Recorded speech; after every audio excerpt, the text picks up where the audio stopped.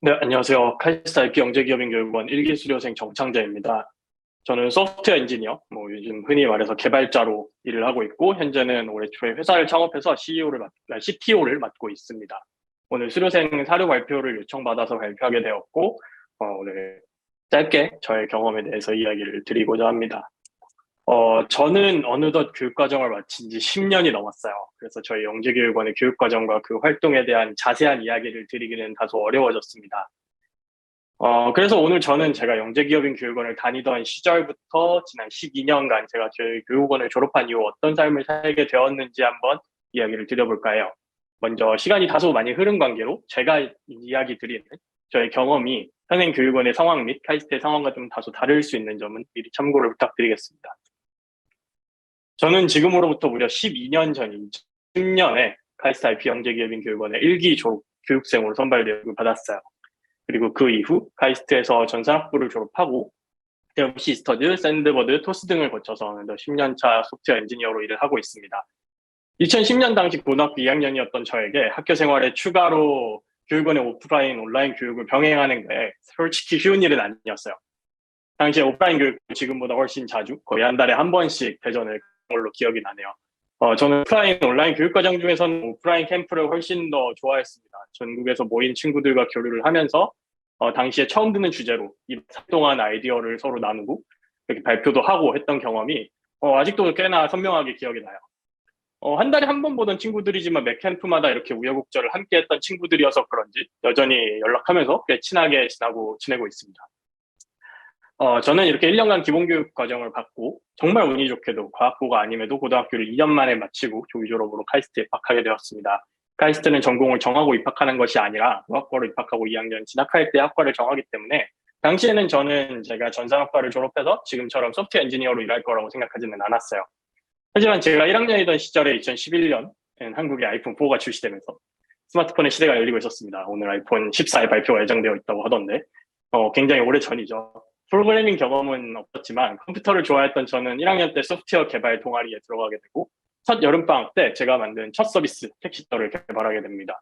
이 앱은 카이스트 학생들이 학교 특성상 택시를 자주 탈 수밖에 없는 환경에 있는데 택시비를 좀 아껴보고 싶어가지고 같은 시간에 같은 목적지로 가는 사람들을 찾아주는 서비스를 만든 거였어요. 나중에 알게 되는데 이런 합승 중계는 당시에는 불법이었더라고요. 최근에 택시 합승이 합법화되면서 이런 서비스가 공식적으로 출시가 된다고 하던데, 당시에 좀 더 사업적인 감독이 있었다면, 카카오티, 우버, 타다와 같은 라이드쉐어 혹은 모빌리티 서비스로 좀 확장시킬 수 있었을까 하는 아쉬움이 많이 남아 있습니다. 이때 너무 경험이 저는 너무 즐겁고 재밌었어요. 처음 앱을 만들고 코딩을 해보는 경험이.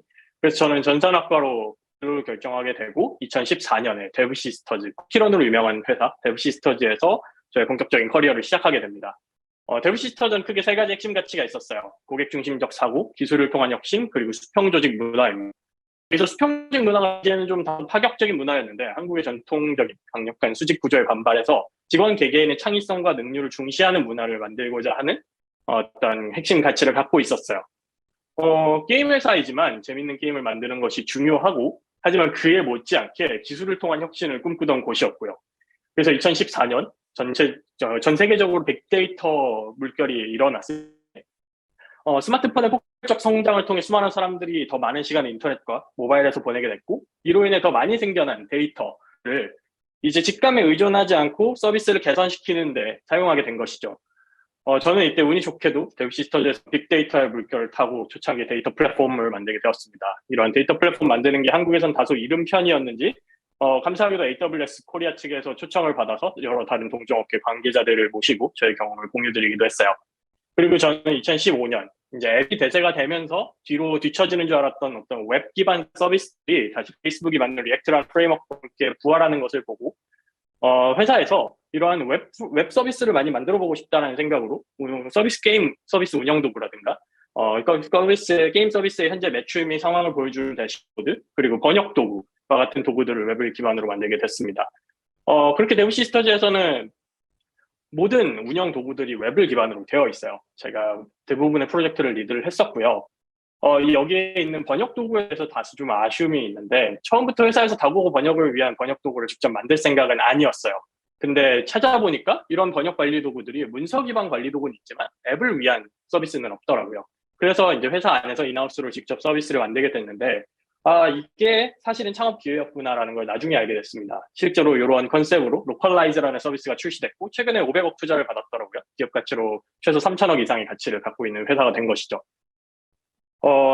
저는 이렇게 데브시스터즈에서 5년 정도 서버 개발 일을 하면서 100명이 안 되었던 회사가 어느덧 500명을 넘어가기 시작했고, 새로운 도전을 찾아서 나섰습니다. 데브시스터즈에서는 국내 아시아 시장을 경험할 수 있었지만, 저는 그것도 조금 더 글로벌한 시장을 경험해보고 싶었고, 2019년 이제는 기업 가치 1조 원이 넘어서 유니콘이 되어버린 샌드버드에 입사를 하게 됐죠.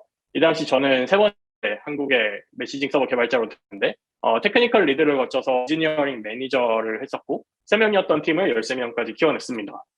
또한 미국에 있는 애플에서 온 CTO와 페이스북에서 온 제 매니저에게 실리콘밸리의 조직 문화에 대해 배울 수 있었어요.